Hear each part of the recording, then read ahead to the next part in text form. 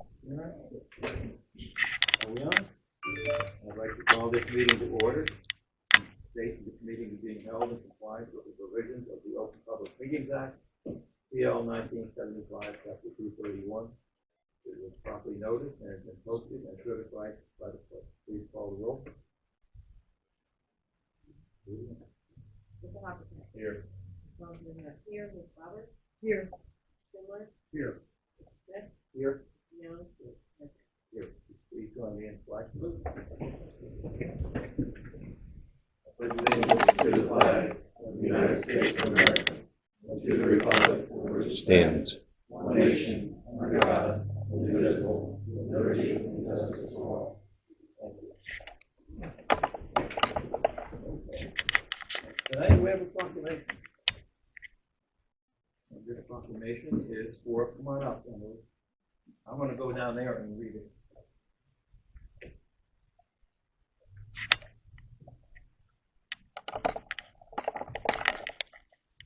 This is Mr. Hopatcong, and this proclamation is for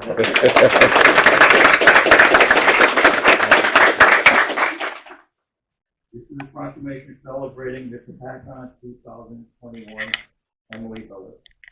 Whereas Emily Biller joined the Girl Scouts in pre-K and has been a Scout for 14 years, she has her bronze and silver awards for projects done during her scouting years. This has helped her become the confident, helpful, and kind person she is now. And whereas Emily was part of the Hawks track and cross country team since she was 9 years old, she earned the Coaches Award for always attending practice, doing her best, and being respectful to the coaches. And whereas during her high school years, Emily joined all the chorus group offers, and she had the opportunity to sing at Carnegie Hall. Her final performance was a solo. She was amazing. And whereas Emily has grown to be a confident, adventurous, and creative young woman with a bright future ahead of her. And whereas Emily Biller was crowned the 2021 Mr. Hopatcong, we wish her much luck as she will be proudly representing our borough at the New Jersey State Fair. Now, therefore, I, Michael Francis, Mayor of the Borough of Hopatcong, hereby proclaim August 5th as Emily Biller Day, Mr. Hopatcong 2021.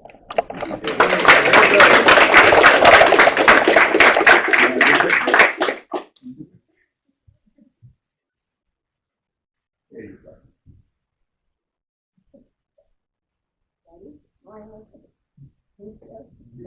Thank you so much. Thank you. We're going to be there. Awesome. Thank you so much. Please go to the fair and root for her. Yes. Thank you.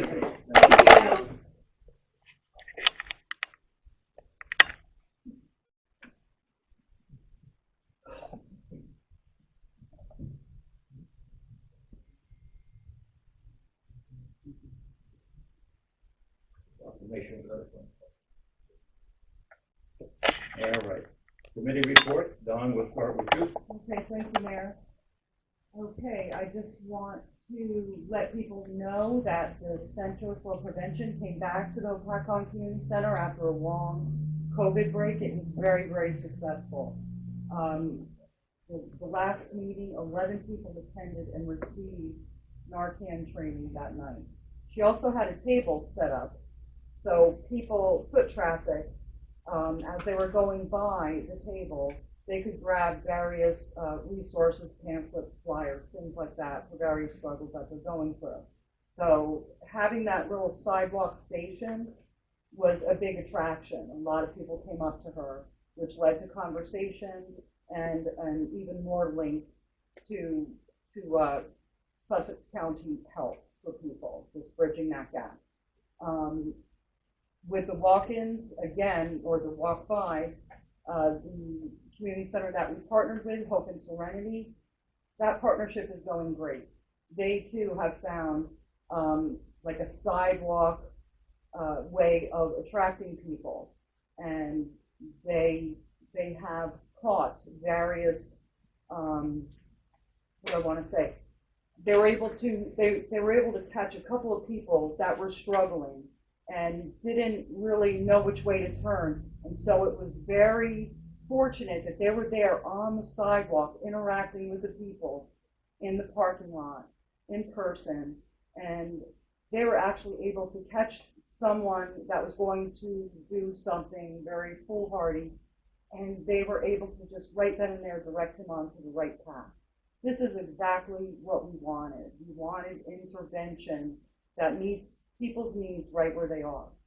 We have also successfully, the Hopatcong Community Center and the Hope and Serenity Community Center together have successfully counseled multiple individuals struggling with all kinds of addictions, domestic abuse. We've had couples counseling, and hold on one second. They're also doing classes over there this week and next week on making better decisions. They're also doing counseling for depression and bipolar alliance support.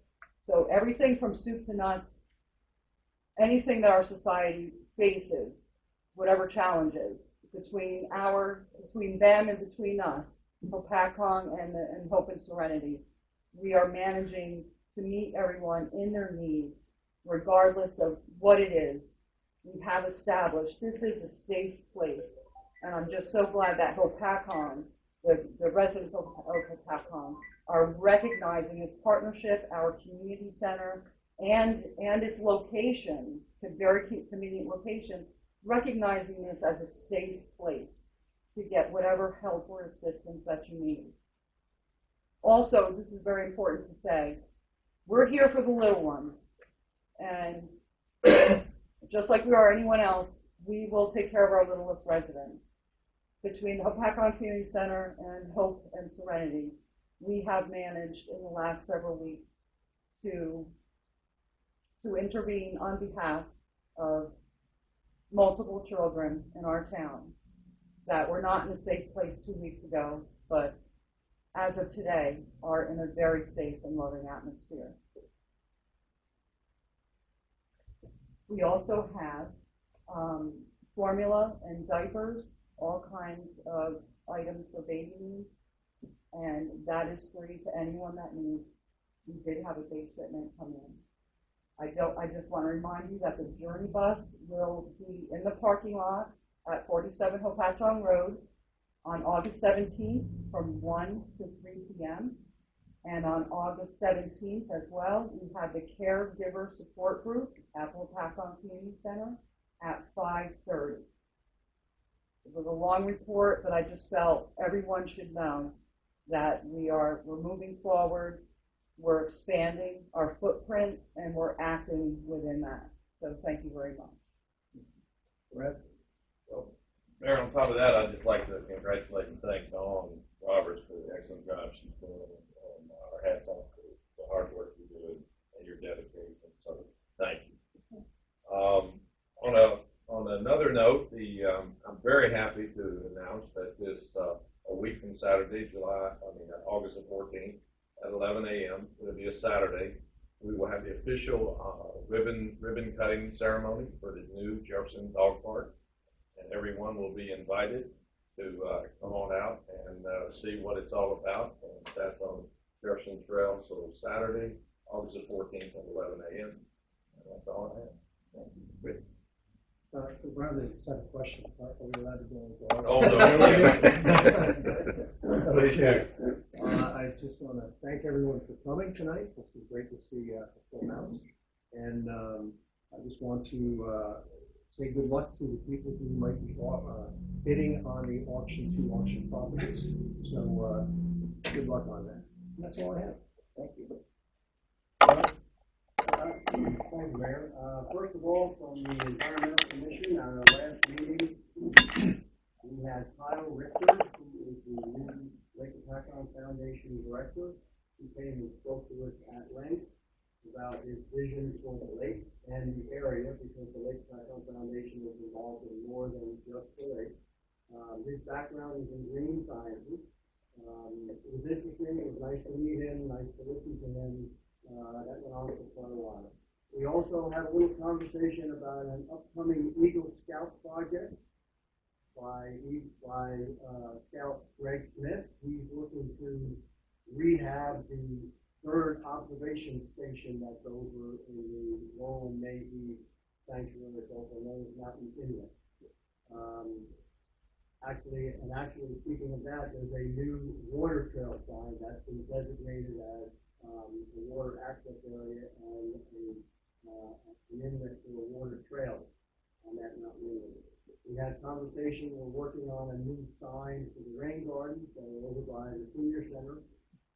We had a lot of conversation as always about invasive species. The latest one we hear about is mugwort, which I have no idea what it looks like. I always feel this is the most offensive invasive species I've used. But we do have 10 fish, mess things up. We also had some conversations about trying to start a new program, Adopt a Grain. Similar to Adopt a Road, where although instead of picking up litter, we're looking for people to just adopt a grain and perhaps to keep the surface area of the grain clear of grass and weeds and things like that, so the grain can do what it's supposed to do. 3 upcoming events from the Environmental Commission. Shred Day is September 18th from 9 to 12 at the Senior Center. The Hopatcong Days is also September 18th, but that starts at 12 until whenever. And Litter Cleanup Day, townwide Litter Cleanup Day is September 25th. Moving on to open space, we had our quarterly meeting shortly ago. We talked about a letter regarding a property donation. However, the property is not in the natural area preserve, and there is a deed restriction that kind of prevents the borough from accepting it. Accepting property owners to handle that issue.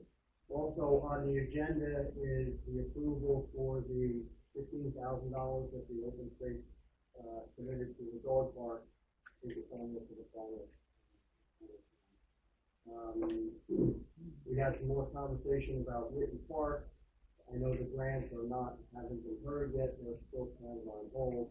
And there's also a resolution on the agenda to return the $1,933.67 that was not used for the playground equipment in Motor Park that the open space purchased, if you will, paid for.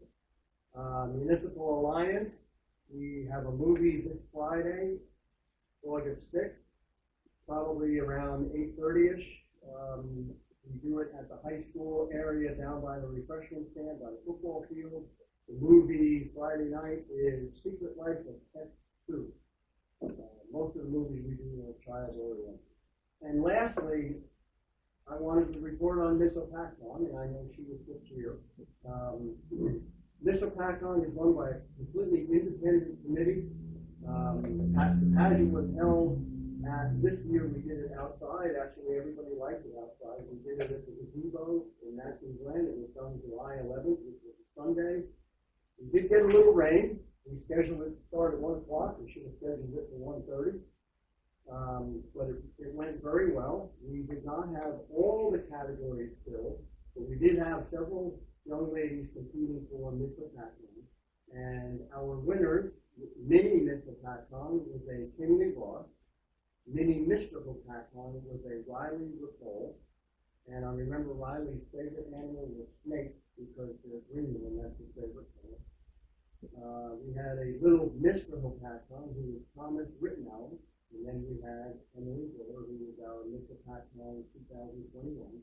She will be competing this Saturday at the County State Fair during the Queen of the Fair, and I think she'll do very well. She's a pretty, very bright young lady. And I also wanted to note that the fair this year was sponsored by 4 of the volunteer-run youth sports. It was sponsored by the Hopatcong Warriors Youth Football, the Hopatcong Hawks Soccer, the Hopatcong Youth Wrestling, and the Hopatcong Liberty. They completely funded the event. It's absolutely no fun from nowhere else. So, kudos to those people. That's it, man. Thank you. Right. Okay, I'll start with Chamber of Commerce. The next COVID briefing countywide will be Friday, September 10th. Our next business-to-business breakfast is going to be Tuesday, September 14th. A big upcoming event is Sussex County Day on Sunday, September 19th. Over at the Sussex County Municipal Utilities Facility. Next sharp disposal event is Thursday, August 5th.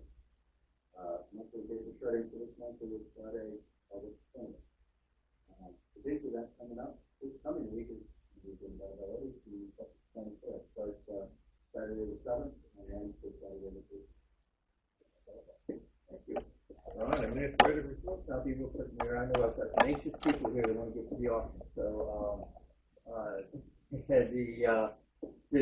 on August 12th, we have a DOT pre-construction meeting that will be happening, that will, for the paving that was approved, so we have to have a pre-construction meeting with that, because we do have some DOT funds that are doing some of the paving in the borough, so we have a pre-construction meeting that's on August 12th.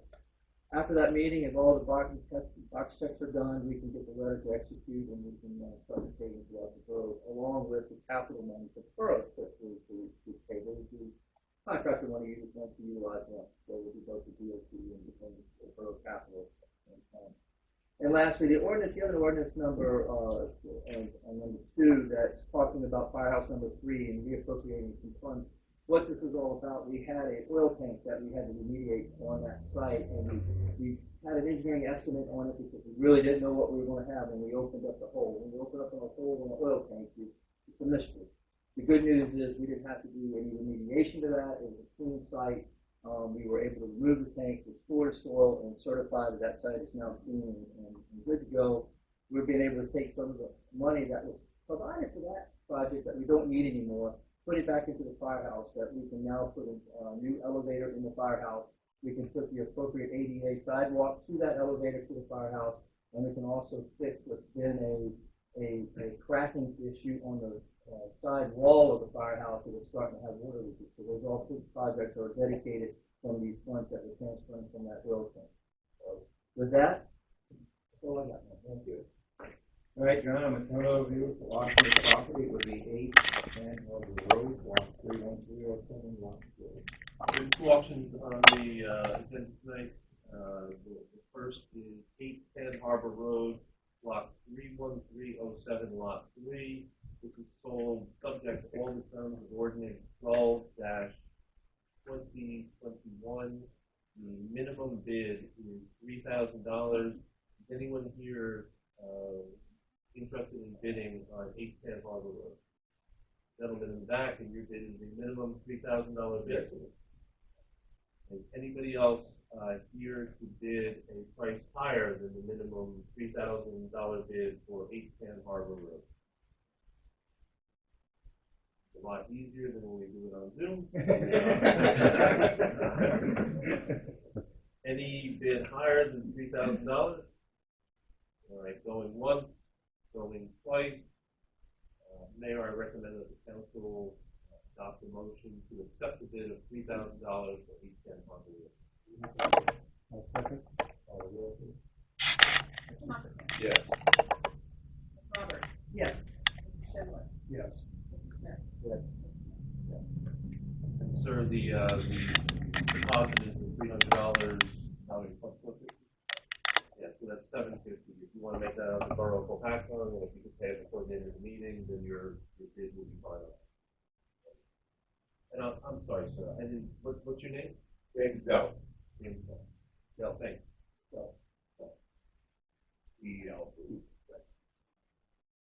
Thank you. The second auction is 238 DuPont Avenue, block 30902, lot 17. Sold subject to the terms of ordinance 21-2021, minimum bid $2,575. Is anyone here tonight to bid on 238 DuPont Avenue? Gentleman in orange shirt. My wife would tell me I didn't get the color right. She would say that. Sir, you're bidding the $2,575 minimum bid? Correct. Is anyone here here to bid an amount higher than $2,575? No other bids on 238 DuPont Avenue? Going once, going twice. Mayor, I would recommend that the council adopt a motion accepting the bid of $2,575 for 238 DuPont Avenue. Second. Yes. Ms. Roberts. Yes. Mr. Schindler. Yes. Mr. Smith. Sir, what's your name? O'Callahan, Mark. And, Mr. O'Callahan, the deposit amount is the 10% plus the $457.07.50 paid out to the Borough of Hopatcong, and if you pay that tonight, then your bid is finalized, and we'll, I'll correspond with you about the process. Okay. There, that, those are all the offers. You want to take 5 minutes? No, I think they So can Ron, just, take it. they can just do the best. Okay. Yeah, they can bring them up here, or they can give them to Ron. Yeah. We'll give them to the clerk, so you can keep going there if you'd like. Let's go. Yeah, I'd rather. Thank you. I'd like to, motion to open the meeting to the public. Go ahead. All in favor? Aye. An opportunity given to the public commentary. Comments are limited to one comment, no more than 5 minutes. Mara? But it's something on the agenda, am I allowed to talk about that, or do I take that? Yep. Public comment. Okay, great. I'm here about the public dock in Northwood, and I was at the NCA meeting, on July 17th, and I took the notes of the meeting. They have not been officially accepted until the next meeting on July 21st. But according to my notes, we talked about public dock, and that it was deemed unsafe, it's creating extended approximately 2 feet past the dock underwater, had a tight scoop off, and had been placed at the end of the dock for the boat. The next step was Jim Byron, is to look into ways to fix the dock. This includes contacting the AAA Dock and Marine for estimates, locating health insurance, and finding out the cost to repair the dock. Mayor Mike Francis is assessing the cost to fix it, replace or tear down the existing dock, also looking into the dock fees and records are unclear. Once all costs are determined, it is to reach out to mayor to receive approval for risk assessment and engineer approval. Timing for estimating approvals will not determined, recommended to be completed as soon as possible. If fixing the dock is approved, it will be determined how to finance the project for the entire community. And Mayor Francis made it clear that he was definitely to preserve the community, but to keep safety in mind. Thompson Park was also discussed because the mayor agreed that Thompson Park is an asset to Northwood, and while the dock is being looked at, I will be willing to add sand to the beach and look at the dangerous things that moves over the area. A discussion was made with whether the park would be a better place for the firemen and to move it from where it exists over a couple foot to the park. So this is the stuff that was discussed at the NCA meeting, and I know we will be discussing the right away and the firemen for this stuff. My recommendation is to move it over to the mini park.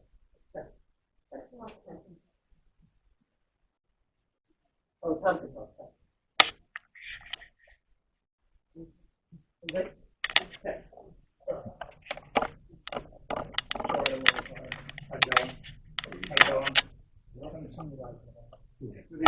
I'm Jim Byron. I live at 45 Garside Avenue. 40 years on the Hopatcong Fire Department. I'm the guy who, with some other people from Northwood, for years, probably 50 years, been replacing the boards on top of the Northwood dock. This year, what happened was I went down there to replace them, and it took me over a month and a half, I guess it was, because the structure on the inside, the beginning of the dock was bad, so I took my time. I had some people with me, and we made sure that part was secure. I knew the end was bad because it was bouncing up and down and stuff. So what happened was I got it out so far and stopped. Then the town came in, and they had Tommy from the Public Works Department. He built a railing on the end of it. The only problem with the railing was there was no straps coming back to the dock. So the minute people leaned up against the railing, it went in the water. Okay. I got a hold of AAA docks. Okay, and Walter is willing to put in 2 poles at the end, but I have to go get permits, and that's I was going to come talk to you or John to find out about permits to put 2 poles in the end, which we will bring the telephone pole back into the dock, put the 2 poles in, it will hold the cribbing together, and he will put a board across so we can put the rafters back out. And then the end of the dock is solid. Okay. By the way, this was the first time, pretty much, that the Borough of Hopatcong paid for the wood for the dock. The last time, 20 years ago or so, I got the money from Kellogg. Mr. Kellogg was nice enough to foot the bill for that, okay?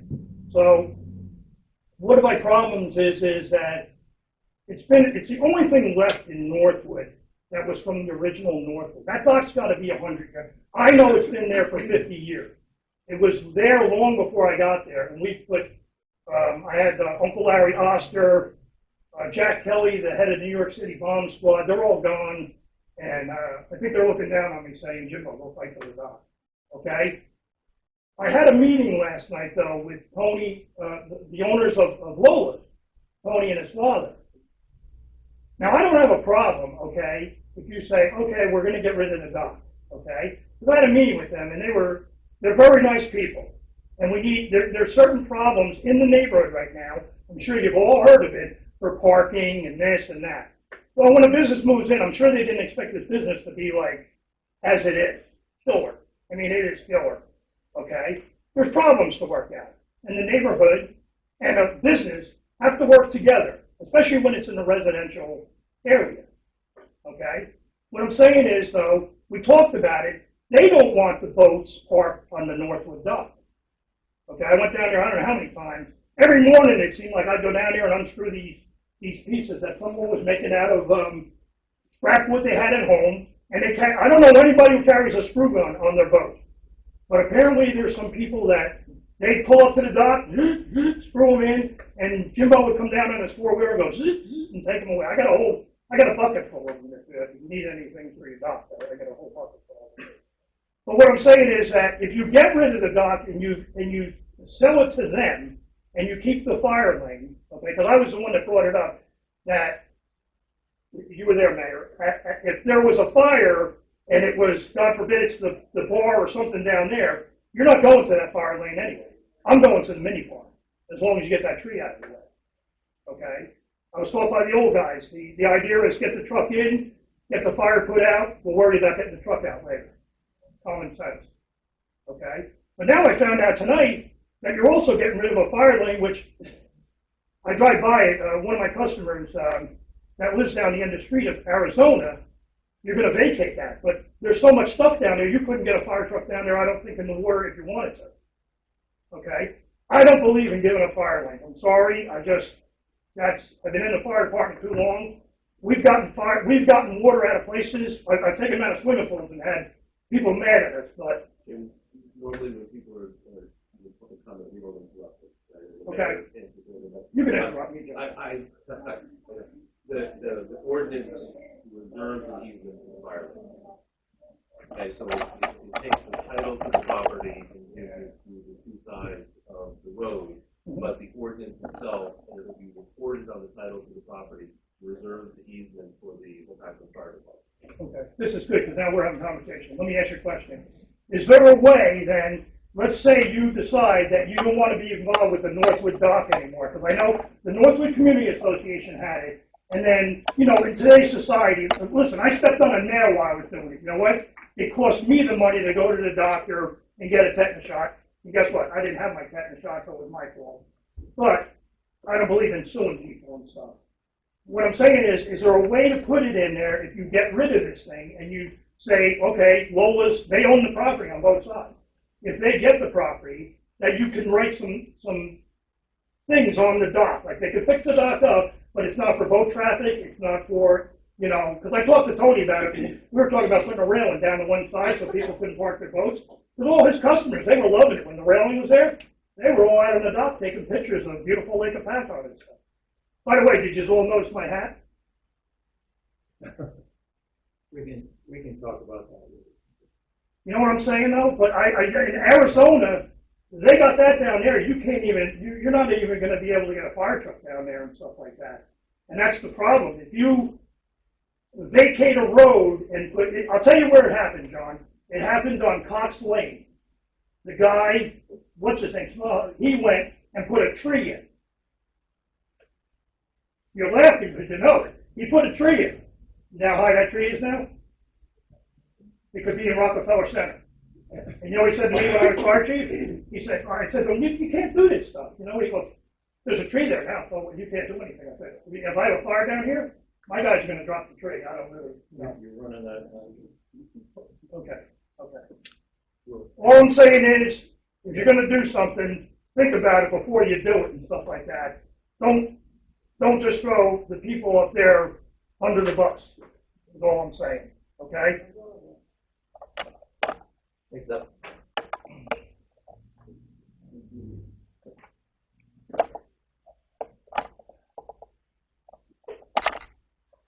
Although I appreciate the mayor and council informing the residents concerning the forever chemical PFOS in the water system, it defies explanation as to why it took the governing body until now to inform us.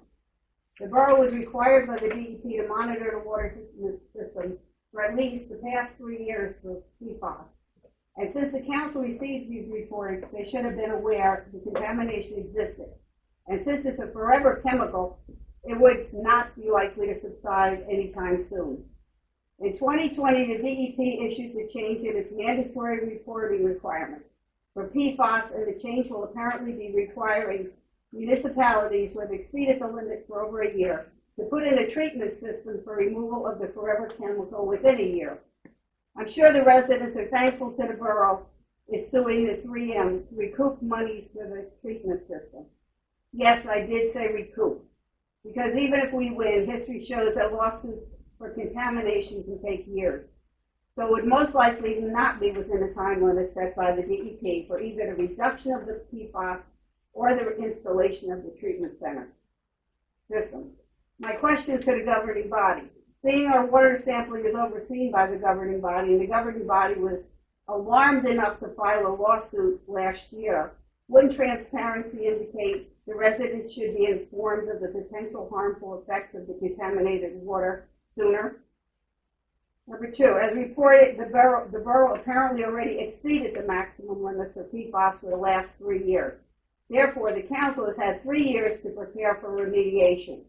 What is the plan for remediating the contamination? Number three, since the council has known for 3 years that we would most likely have to install a treatment system, can you tell us what the projected cost of the treatment system for PFAS and how it will be funded if we do not win the lawsuit before the regulatory deadline? Number four, the borough stopped sending out water reports to homes, and the reports are hard to find on the official webpage. Not giving residents an option for paper reports restricts access for seniors and others who may not have a computer, lack computer training, or lack access to reliable internet. Can the residents be given a choice to receive paper reports? The council is also our local board of health, and Councilman Bradley Hoppercamp is also a member of the Environmental Commission. Yet to my knowledge, this has never been brought up at any meeting. And I believe the residents would rather be informed about PFAS in their water than reading his interview in the New York Times that the senior Christmas party, and I quote, is as good as any wedding. Thank you. Next up.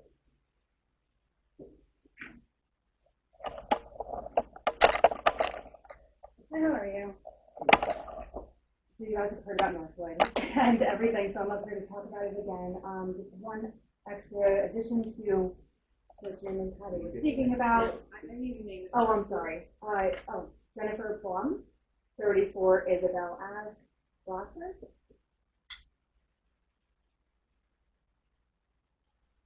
So I'm here to talk about Thompson Park. I have photos of the park and where we're suggesting of where the fire lane should and could be moved to.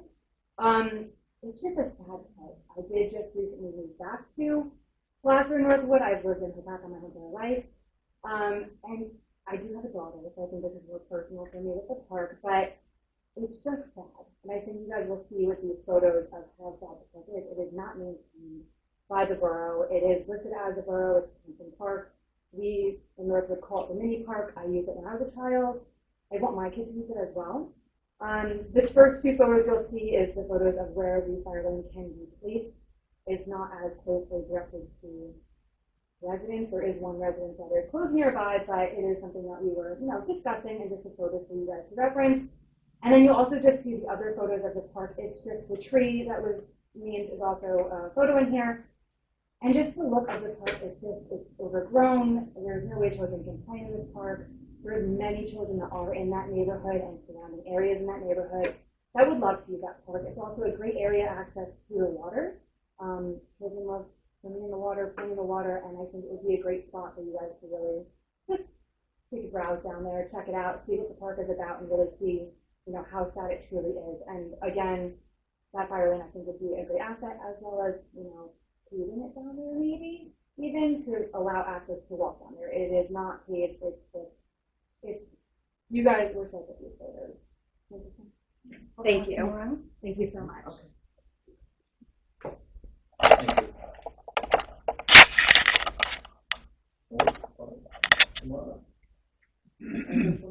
Questions, colleagues, I noticed there used to be two fountains in the water there, wasn't there?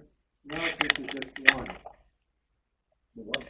There were two of those fountains or aeration, and now it seems like there's only one.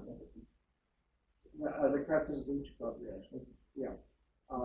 Is the water there safe to swim in? And why was one of the aeration disposed of?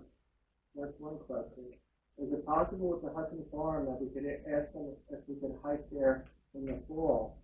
Because we've lost a lot of money from different community activities, such as the Scouts and the fire department and all these other. We used to get $40,000 a year at least from Hudson Farm. And because of COVID, we didn't have our hike last year. So is it possible to ask them if we could have it in the fall instead of the spring, even though we normally have it in the spring? And the last thing is the county going to, when are they going to start paving Hopatcong Road and also River Slip? Because they promised to do that in this time. Thank you.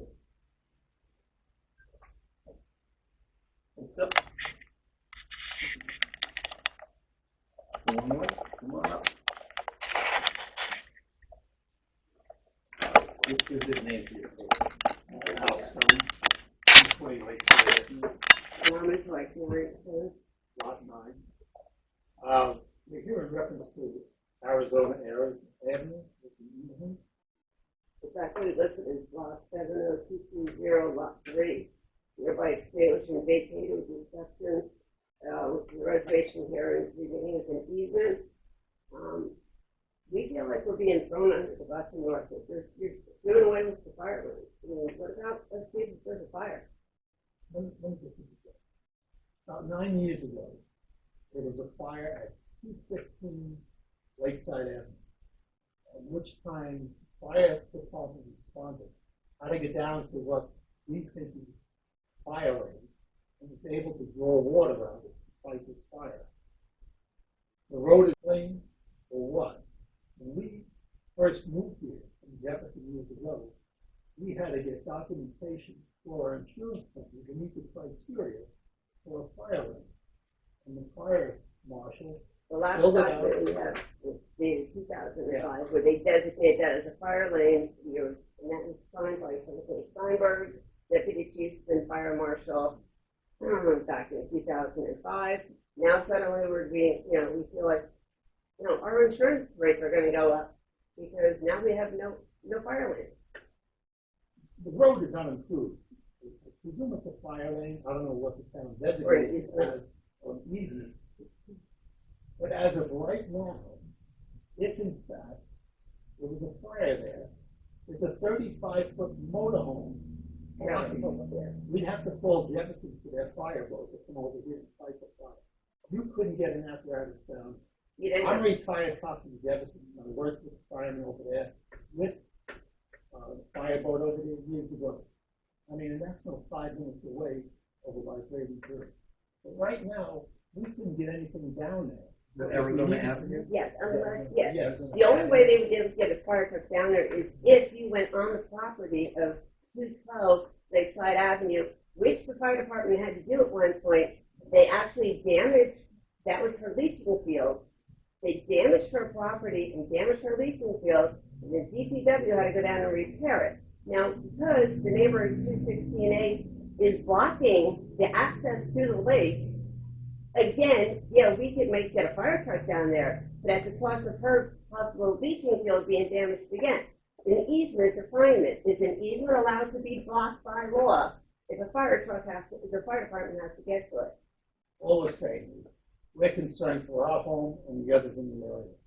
And Because as of right now, it's not be properly fought if we had a draw, using one of the pumps to draw water out of the lake. well, we couldn't actually get down there. we spoke to Bernard, I don't know, on June 8th, 2020 last year. He told us, "Fear not, people of Northwood. You have a fire lane, which now you're trying to vacate down by Lola's. Tell me you're going to be able to bring that much hose from Lola's all the way down to us? It's not feasible.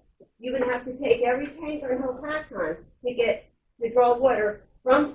I'm sure there's some ordinance or something to prohibit a vehicle from blocking access to the lake. We'll do it. Thank you. He's got it. No public? Last street on the right, on the way out, like before you get to Birdie's. No public? Going once? Any motion to bring it back? Second? All in favor? Okay. So let's start here. In reference to Thompson Park, I have to tell you that when I was chairman of rec many years ago, we redeveloped Thompson Park. It was absolutely nothing there at the time. I think we should, you're right, we should get there, and there needs to be that out to work. You're exactly right. And so I'll have Ron contact the DPW, and we'll put a target on that and start making that what it should be. It's a nice little mini park. Actually, all the work done there, all the equipment done there was done when I was chairman of recreation. We had a summer work program where we hired high school kids. Doug Frum, who was the soccer coach, was my supervisor. And so we'd hire these high school kids, and that was one of the parks that we did. I would like to try to bring that back a little bit. The laws change and whatnot, with child labor, but these high school kids really enjoy doing that. And you can mention it was $1900 from the motor park that was going to go back into the park though? But your point is well taken. We will pay attention to that, and we'll focus on that a little bit.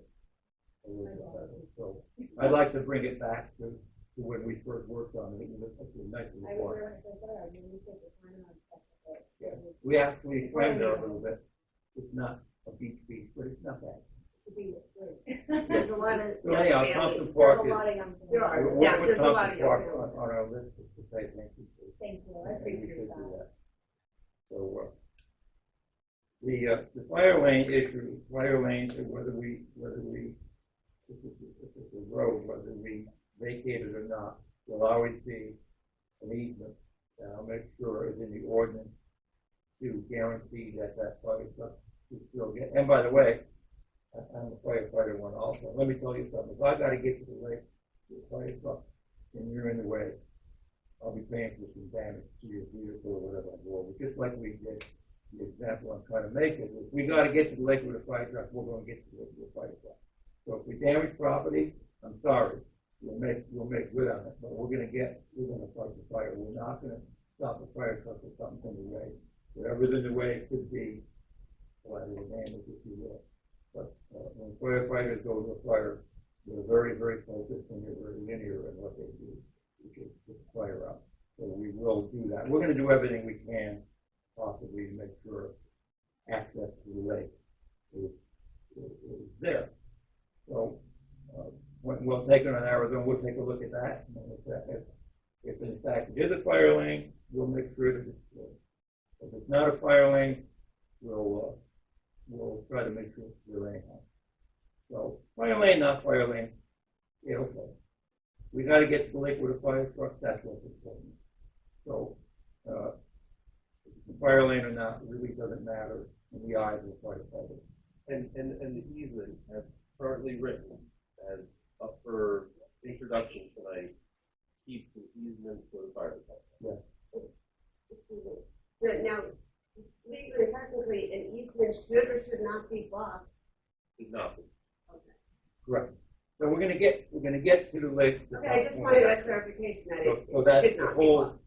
whether it's a fire lane, a road, whatever. We're gonna make sure that we have access to it. Okay, thank you. That'll be part of the ordinance.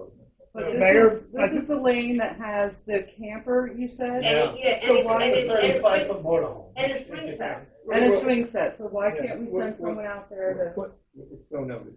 Well, good. Just, I don't know if I could ask John, an easement, is that gonna be okay for an insurance company? Because insurance companies, they, you know, they love to charge whatever they want, you know what I mean? It's a guarantee So, to get to the list. Yeah, It is a guarantee. can you write it so it's like deemed that, so this way they can, if you have any of us have a problem with our fire insurance, we can say, no, it's still a fire lane, it's an easement. If they come in and ask what the nearest point is, we can reference the easement. So that's, okay, it's the same level. It's legal language. Dave, the fountain and Crescent Cove are Crescent Cove. I've encouraged them to run both of them. Of course, you know, we're running the aeration in Crescent Cove, which makes it phenomenal difference. It's spectacular difference, actually. We run analysis on that. I use an independent company from Michigan. I do not use local companies for that. That aeration in Crescent Cove is an Hopatcong model, if you will, with the state. It's not under the auspices of the commission. It was installed and funded by a grant through the Borough of Hopatcong. And so it's part of the circulation aeration theory that makes that so healthy, and it has made a difference. The fountain is another methodology aerating water. I've asked Crescent Cove to run them constantly. Two of them were running for a while. One is still running, which is better than nothing. It does make it healthier. You'll see the ducks and the swans in there now. They love it. So it's a little bit healthier. The hike, we've certainly asked about that. I'll send an email to Mr. Kellogg's representative and see if we can do a fall hike. I don't know what their schedule is. I can't speak to that. But if this COVID thing has turned everything upside down. We're here tonight, and I'm worried about what I'll speak to that later. But yes, we can actually address that. The fire lane, nothing for John. I'd like you to address the PFAS issue. Sure, Mike. So I guess I'll just update the council on some recent activities too. We'll just kind of run through, various different things. The New Jersey Department of Environmental Protection, they adopt rules and regulations that are established to protect the public and drinking water. They establish a different and the borough follows those regulations. We do not establish our own standards. We do not set how and when we sample our wells. That's all established by law. How many times we have to sample the well, how we operate the well, how we construct the well. So we're under strict guidelines from the state on how we operate the water system. And so for PFAS is not something that is a new compound. It's not a result of a discharge that happened or something that the borough is doing different with the water system. This is not Michigan where we changed our operations and it's causing a problem. This is something that has been a national problem, and the entire nation is dealing with this issue. And unfortunately, we're one of the water utilities that have to address it. I don't want to get into health effects and health issues. I don't think the borough is really in that it functions in that way. We have to defer to the state and regarding how the standards were established and what the standards mean. The standard is established as a threshold for a lifelong exposure rate, so all those statistics are available at the DEP on what that means. So it is something. It is a compound that they do not identify this as an immediate threat, such as if it's fecal coliform or nitrates or a whole host of different compounds. If we detect that in our water system, it requires immediate 24-hour notice and corrective action immediately. So with PFAS, and there's other compounds that fall under this criteria where, we initiated our required quarterly sampling. It was actually required to start, we're obligated to start the first quarter in 2001, and we actually started earlier to start the sampling. So we're about 6 months ahead of where the DEP required us to be. So we are moving forward, and we're taking it very seriously. We're very serious, and we're putting a lot of resources to correct this as soon as possible. Where we are, the treatment that's available to treat PFAS is a well-proven technology. It's manually activated carbon, and basically what we have to do is install these treatment containers at all our production wells and basically feed the water through carbon, and that will be a treatment process. Our concentrations, although they're above the maximum concentration level, they're not very high. And so there's going to be a very large capital cost to operate these, and there's going to also be an increase in operational costs after maintaining. So we don't anticipate that we're going to have to change out the carbon very frequently because the concentrations are so low. It is a major expense to the utility. It's going to be over $2 million to install all these units. We have been recently chasing the money to say the least. We certainly the federal stimulus package. Hopefully that gets passed because Hopatcong is targeted to receive $800,000 towards the PFAS, and so that's an opportunity. We also have opportunities with the state going through the New Jersey Infrastructure Trust. They do offer low-interest loans to utilities to finance the system, and there's an opportunity for us to obtain 50% principal forgiveness. So basically, for every dollar that we borrow, they're going to give us a grant of 50%. So that's an opportunity for us. And we also have recent funding that the borough has received from the COVID relief, and some of that money is discussed and targeted for putting towards to accelerate the process. The DEP has identified that we have 1 year to address the PFAS situation. We are immediately focusing on 3 well locations: the River Styx well, which is by the bridge, the Mariner well, which is located in park by Mariner, and then also by Crescent Cove, we have 2 wells, that's 3 and 3A, and we're focusing on those 3 locations because that represents about 70% of production that we go to the system. So we're targeting those immediately and following up the rest to make sure that we have good term capacity for the entire system. We are looking at trying to purchase 1 unit immediately to install at the River Styx well. In fact, we just went out to bid to receive that, and I think it's August 12th. We're going to Thursday we open those bids, and so we're trying to get a unit installed right away. In fact, we're just buying the equipment, and we're going to work with the DPW to get it installed. It's not a very sophisticated piece of equipment that we're buying. It's 2 containers filled with carbon and the water passes through it. So it's something relatively. Unfortunately, everything else that's happening, getting material fabricated and built. These units are not off the shelf when you buy them. You order them and they actually fabricate them. So it takes time to fabricate. And so there's usually about a 6 month to a 9 month period to get this fabricated. So that's really our critical path of meeting the 1 year deadline. I suspect that we were certainly going to target to get to 3 wells at that time.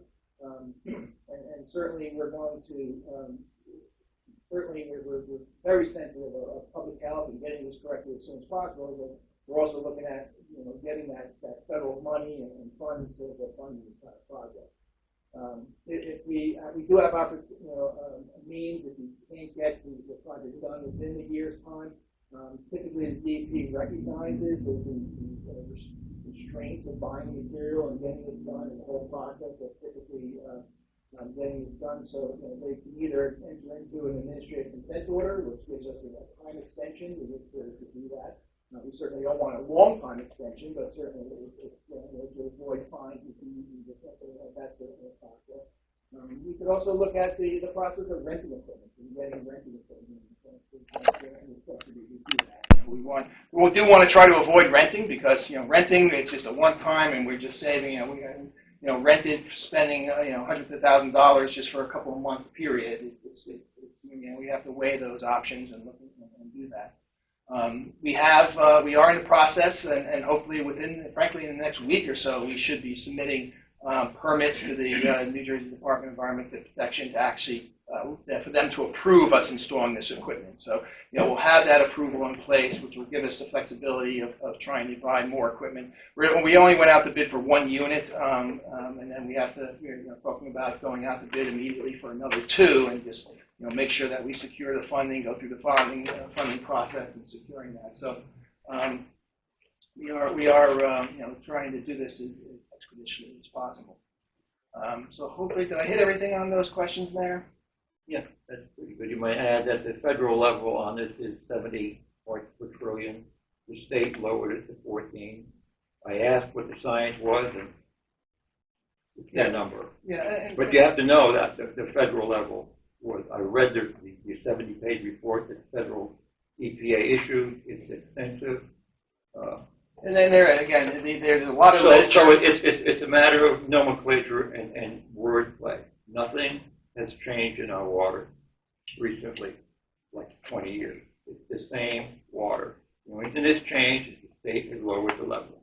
There are 34 to 35 states in our country that don't even regulate this. They're not concerned at all. They probably should be. We are. We're taking it seriously, make no mistake. But the point I'm making is people start to panic. I'm getting phone calls saying, you're poisoning my water. And that's simply not true and not accurate. It's simply not true. That's I don't know where that came from, but the point is that we're still well below the federal standard, which has driven us forever. When the state changed their standard, we have to comply. That's what's going on. You're right, Mayor. The Fed do have an advisory level that's much higher. But again, we're not. Our water utility is not in a position to start giving medical advice. Certainly residents should defer to if you go NJDEP PFAS, you'll go right to their webpage, and they have a lot of literature on that. And same, I just didn't want same people with the thinking EPA. that something changed in our water. Yeah, and again, I'm not playing the fact that we're only slightly above the MCLs. The contaminant level is in fact over a 7-year exposure, so it is something that it's not a compound that we have to notify and remediate. But everyone should look at their own medical situation and review their own situation and then review that accordingly. They have to consult with their doctor, but that's something that they need to do independently. The borough cannot give medical advice. So, John, a quick question regarding the DEP and notice and all that stuff. If our water system had an issue, fecal coliform or something like that, most likely the DEP would come and shut us down, correct? And do an immediate cleanup or something? It depends on the compound. If it's like fecal coliform, it's usually we go with a boil alert. With that you have to give 24-hour notice. You have to do a boil alert. We have to continuously take samples because what mitigates the fecal coliform is the hypochlorite that we're putting into the system, and that treats it. And so we have to get the bed system back up. I'm trying to get to the point or this is not that situation because the DEP is not shutting us down. Correct. This is not a situation where the DEP, and that's their function. Their function is to protect health of the water purveyors and of the water for customers. And basically, they have identified that they did require us with 30-day notice, and with that 30-day notice, in fact, we had to use their notice, but there was some language that we had to change, and we had some time. We had to word that and consult how we're going to, because I had to make representation of what our plan was. So that took a little time to work out that wording, and then we had to send that notice to the DEP to approve. It wasn't that it wasn't like when we got these test results that the next day we could send the letter out. We had to get DEP approval on the notice and to go out. And we did that as quickly as we could. But we are following DEP guidelines, absolutely. The notice of violation was for the compound that was detected. It was not a notice of violation that we did something wrong with our system. We weren't operating it properly. It wasn't related to any of our operations. PFAS is a major issue. It's not just in drinking water. It's also in foods and consumer products. And there's also main means of getting PFAS into your bloodstream, which is the main concern. And again, I don't want to get into medical studies and such, but some studies have demonstrated that most of us likely have PFAS concentrations already in our bloodstream because of the exposure. The PFAS has been around since the 1940s. So at the end of the day, we're going to put carbon filters on all of our wells as soon as possible. As early as we open the proposal on the 12th, we will open that proposal and start ordering carbon filter units. Correct, and that's one of the reasons that's why. as quick as we can do it. Yeah, that's one of the reasons why we may be just buying.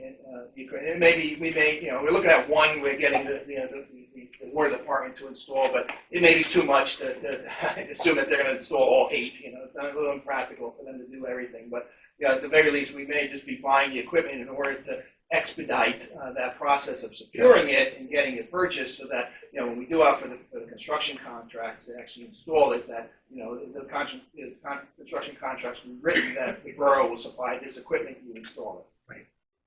So if I'm also hearing you correctly, though, that regarding other residents, if they have concern, they should go check out the DEP website about this information. Correct, and they give guidance. Because we are not telling them, directing them to do something. Correct. They should be consulting with the DEP website that has all the statistics on there, has all the advisories. Certainly, anyone has questions they can't find it, we certainly advise them how to get that information, how to get on the EPA website. So they can get informed. So they can get informed on that. Make it correct. There was no specific. And in foods, sometimes you can read literature on it got into the soils, and then through the soils got into the food. In the United States, I believe, banned it, PFAS, I think it was 30 years ago, but it's still manufactured internationally. It's still in some of the consumer products that we have. You're drinking bottled water, but the PFAS associated with that manufacture of that bottled water. It's just something that this is not just. I said it's a national problem. It's an international problem. It's something that's a major problem. And we have our part to. Doing what we can to get to carbon control. So we're addressing it, and our municipal water will be through food. Absolutely. Okay. Can you just ask a question?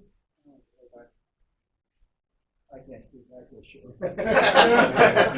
Well, public comment, you can ask the question if you have a question again. Yeah. So my question was, I just did my own research, and I noticed that there are other ways to mitigate this. Why did we choose carbon and not some of the other resins and stuff that are available? Yeah, it's cost effective. Iron exchanging and activate carbon, and some when you're looking at which resin or which compound is best to use, you also have to look at other chemistry of the water that we're producing. We have the levels of iron or cold dissolved solids, and then you look at those other compounds and how they would react. And one of the concerns is going with iron exchange is that it would require more backwashing and may require more using, and we have limitations on a lot of our wells that we can't really backwash, and so it would be more of an operational issue. So carbon is most common, and then even from iron exchange, but carbon, activated carbon is used. So that's why I asked John to come tonight. It dispels a lot of mythical nonsense. Okay, we're really trying to be very effective with it, and so our engineering has been working hard on it. I know a lot of research needed, like I normally do, and so I must drink 8 to 10 bottles of water a day that I get out of my refrigerator, and I have a carbon filter in that, and then that's carbon filter. They say it may or may not work. I did a little research with Samsung, and it takes out some, but not all. It doesn't hurt. let's do it that way. But that's what I did. And so, you know, if you're cooked in a Teflon coated pan today and you made your eggs, you're probably eating this stuff. So, I mean, you know, it's all over. And, but we're gonna address it with our municipal water. We have 2,200 customers. They're gonna have safe water. And that's our goal, and we're gonna do it as quickly as humanly possible, that the bureaucracy will let us do. So, you know, and by the way, the DEP does all this stuff. And they say, oh, by the way, give us a $10,000 permit fee. That's like extortion to me. But we're gonna comply as best we can. Our goal is to make our water, municipal water, safe. And so, hopefully what John said is helpful for everybody. One more question? I'm sorry, I don't know if I'm breaking this. What is we talked about a 1-year deadline. What is that 1-year deadline? Does that start from when we tested? Does that start from when we notified? It starts from the date that our letter was issued, which was in,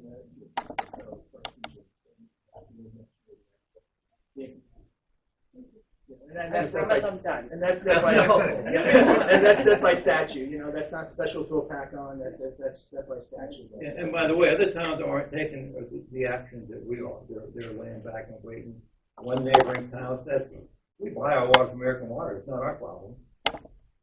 So what else is going on throughout the region and the country? Other states say, we're not interested in that. Our state says we are, so we are. And we're going to some water purveyors, you know, have the luxury of having multiple wells, and maybe just one well got hit, and so they take that well offline. They set it off. You know, we don't have that luxury. Unfortunately, we don't have that luxury. We got hit. So we'll continue to do the right thing. You say the letter was sent out in June? The notice of violation that we received was in June. Correct. Okay, because we just got our letters the end of July. Yeah, as you said, the letter had to be approved by the DEP, and that takes time. I was just checking to see what he was talking about, so you're Okay. not two different letters. Well, hopefully what John said helps people understand the issues better. So And you can call me if you want my opinion. I never lived past in here, my opinion. What you're saying, John, is that it'll be under the standards. It won't be technically. Well, the target treatment is non-detect. That's the target. And what happens is the carbon starts to get spent, the contaminants are bound to the carbon, and eventually that gets spent. And so you have to time and you sample to make sure that what kind of breakout that you have. And so, you know, you usually will, the system will usually operate where you design for non-detect, and then once you start getting perhaps, you know, a concentration of 5, that's when you change out the carbon. So Why don't we go to reverse osmosis? Reverse osmosis would work. How much you want to pay in water bill? I'm already paying for water bill. Well, we try to hold the line as best we can. So we want 0 in the water, and we want to do it cost effectively. And carbon is the proven way to do it. The proven technology. You can't get to 0, can you? Okay. Yeah, you can go to 0. It'll be designed. The carbon units are actually going to be way oversized.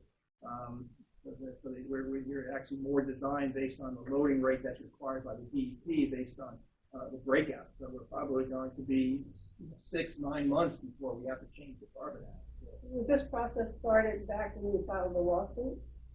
The process, nothing was started back. The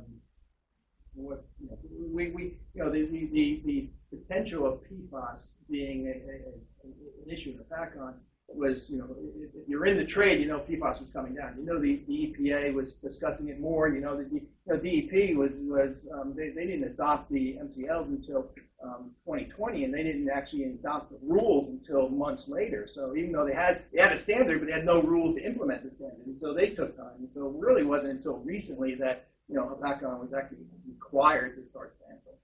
You were required to start sampling at least 3 years ago, because there are under 3,000 people that are in the town. You're not obligated until the first quarter. That's when they required it, not when we were. All right, thank you, John. Okay. Hopefully that was helpful. That's highly technical stuff, but we don't want people getting the wrong idea. Our goal is 0. We're going to get there. It's just the what we have to go through to get there. I wish it was instant, but it's not. Okay. I think we answered all the questions. Okay, now we're at approval of minutes. Approval of the 7/7/2021 meeting minutes. Second. Call roll, please. Mr. Hoppercamp? Yes. Ms. Roberts? Yes. Mr. Schindler? Yes. Mr. Smith? And Mr. Young? Approval of the 7/21/2021 meeting minutes. Second. Call roll, please. Mr. Hoppercamp? Yes. Ms. Roberts? Yes. Mr. Schindler? Yes. Mr. Smith? Resolution 2021-110, approval of the bill list. Anyone need anything to discuss or remove? Hearing or seeing anything, there, I'll move the bill list to the society. Second. Call roll. Mr. Hoppercamp? Yes. Ms. Roberts? Yes. Mr. Schindler? Yes. Mr. Smith? Yes. Mr. Young? Ordinances introduction. Ordinance 23/2021, vacating a portion of the Backland Street right-of-way. Ordinance partially vacating portion of the Backland Street right-of-way in the Borough of Hopatcong, County of Sussex, State of New Jersey. Second. Call roll, please. Mr. Hoppercamp? And this includes the fire department. Yeah. So the language would be in the final? Yeah, this is just for introduction. I get that, this is an introduction, we're talking about that language would be in the final ordinance. Yes. Yes, it'll be the same. We don't change the introduction. The introduction is usually what we read in the file. Yeah, if we modify, we have to reintroduce it. I'm taking these people seriously, I don't want them to lose the right way, that's all. Okay. Mr. Schindler? Yes. Mr. Smith? Ordinance 24/2021, capital ordinance for funding of improvements to Firehouse 3. Capital ordinance providing for various building improvements on Firehouse 3 in the Borough of Hopatcong, County of Sussex, State of New Jersey, appropriating $80,000, therefore, from the general capital fund balance to pay for the cost thereof. So moved. Second. Call roll, please. Mr. Hoppercamp? Yes. Ms. Roberts? Yes. Mr. Schindler? Yes. Mr. Smith? Mr. Young? Ordinance, this is final.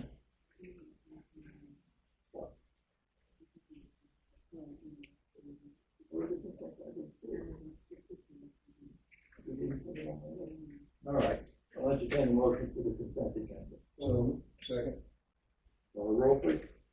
Mr. Hoppercamp? Yes. Ms. Roberts? Yes. Mr. Schindler? Yes. Mr. Smith? Yes.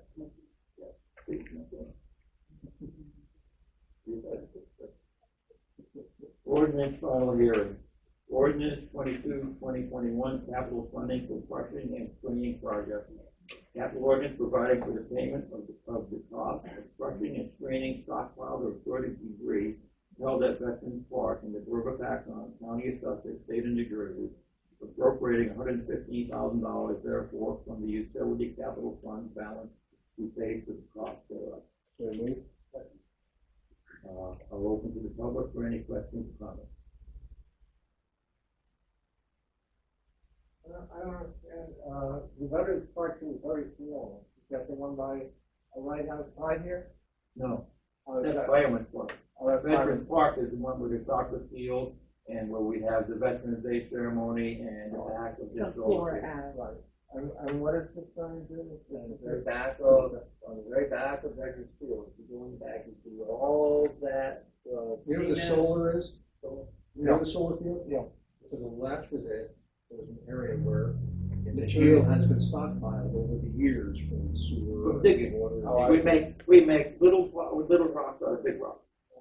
So it's truly recycling, and the point is that when we crush this, we'll never have to buy media like gravel because we're gonna make it. Oh, okay, good. Thank you. It's called, what is it called? Oil. Okay, what's good? We make little rocks out of it. Any more public? Yeah, I have a question. Come on. The introduction for the ordinance for the vacating of portion of the Hopatcong Street right away. I don't understand what's happening here, right? That's the introduction. Oh, it's the introduction, so then there'll be a discussion? Yeah. Okay, good, just a second. Not now. At the next meeting. At Oh, the next meeting, Yeah. okay. So then- Okay, on the, any more public on this ordinance? And, Move the great one. all in favor? Aye. We're back. So roll please. Mr. Hoppercamp? Yes. Ms. Roberts? Yes. Mr. Schindler? Yes. Mr. Smith? Resolution 2021-111, authorizing an agreement with Morris County Co-op. Second. Mr. Hoppercamp? Yes. Ms. Roberts? Yes. Mr. Schindler? Yes. Mr. Smith? Yes. Resolution 2021-114, canceling general capital improvement from balances. So moved. So roll please. Mr. Hoppercamp? Yes. Ms. Roberts? Yes. Mr. Schindler? Yes. Mr. Smith? Yes. Mr. Resolution 2021-115, canceling open space improvement balances. So moved. So roll. Mr. Hoppercamp? Yes. Ms. Roberts? Yes. Mr. Schindler? Yes. Mr. Smith? Mr. Smith? Resolution 2021-116, authorization of a refund for water overpayment. Second. So roll please. Mr. Hoppercamp? Yes. Ms. Roberts? Yes. Mr. Schindler? Yes. Mr. Smith? Yes. Old business, any? New business? I don't have much to say. Okay. You can show it. Please. If you can. Please be careful. This Delta COVID is dangerous. Sussex County is holding their own. We are. I'm so relieved. I pray every day that we can continue. But this stuff is bad, and it's getting to our young people now. It's getting to the age now where the average age is like 37 to 41 that are really being affected by this. It's already devastated all of us old people. So there's not enough left to hurt anymore that haven't been vaccinated. But please be careful. Be conscious of where you are. I'm not going to tell people whether or not they should do something with their own body by whatever. I'm just asking people to be careful. The month of June, back on had 5 cases. The month of July, we had 16 or 17. I know it doesn't sound like, but percentage-wise, that's scary. I don't know where August, I don't have accurate August numbers yet, but I hope we're holding the line. Bergen County, State County, Essex County are not doing so well as we are, but please pay attention. If you're going to try to play, put a mask. I was nervous about tonight. Should I have people wear masks today? I don't know where we're going to go with that yet. But I have to believe in the science. I have to believe in doctors, including my couple of doctors. They have their opinion on this. If you're not careful, it's kill you. And I don't say that lightly. But please be careful with it. It's important. We talked enough about our water. And by the way, we told the state what we're doing. They said, fine, give us a check for $10,000 from it. They make a rule. They enforce the rule. They beat you to death if you don't listen to it. And they say, oh, by the way, give us $10,000 for our trouble. Which they didn't do anything. It's just annoying. I did call the governor's office and complain. I called a representative and complained. It's a bait and switch. They make a rule. They lower a number. They know you have to fulfill that number. And by the way, we're going to ding you for $10,000 while you do this to improve it. My argument is, let us use that $10,000 to make our water safer, not to fund the bureaucracy and friends. And I'm not a friend. I don't do that. But anyhow, and that's true. The dog park, please come. That's important. The community center, Don is one of my angels. Sylvia and I, the previous mayor and I, had this vision of having a community center. We could never figure where to put it. And we wanted it in a place that would be unobtrusive or whatever. And then along came Mr. Heller, who offered us that our rent is what he paid. It net zero. He paid the taxes, we paid the rent, so there's no shenanigans with any credits or anything like that. It's turns out that along came Dawn, who we had no idea what she could or couldn't do with this center. So we were flying by the seat of our pants, and then we got this center, and we didn't know exactly what it was going to look like. We knew it was important to bridge the gap between Hopatcong and the county, because going to the county from Hopatcong is a pain in the neck, especially if you have critical issues going on. And we had people with many of them, and we still do. With this COVID, it really caused economic damage, it caused social damage. It locked people up. We have substance abuse, we have domestic issues that are unusual, to say the least, and in our resource center, I think Center with Don has put together tools that address that. And that's important. It's what I call, when I talk about some of our state people, soft infrastructure. You know, we're talking about all this infrastructure money and all these investments, build bridges, build roads, do this, and we're doing that. But the soft infrastructure is people. What are we doing with people? What do we do with our small businesses that lost all this business? I had a conversation with the governor's office 2 days ago. And my proposal to him was every business with 5 people or less should get a check for $20,000. It's not going to bring their business down. They may or may not spend it wisely. But the point I'm making is we can spend $4 trillion to build bridges and roads and tunnels. Why should we spend a couple of $1 million and support our small businesses, mom and pop businesses, 3, 4, 5 employees? I thought that was important. That's my soft infrastructure. It goes along with community center issues. People issues are important. We can do everything we want to do. We can do carbon filters. We can pave roads. We can build bridges. But if we don't take care of our people, it's all for naught. I think it doesn't make sense to me. So taking care of our people, to me, is extremely important. So again, be careful with this COVID thing. I'm worried about it.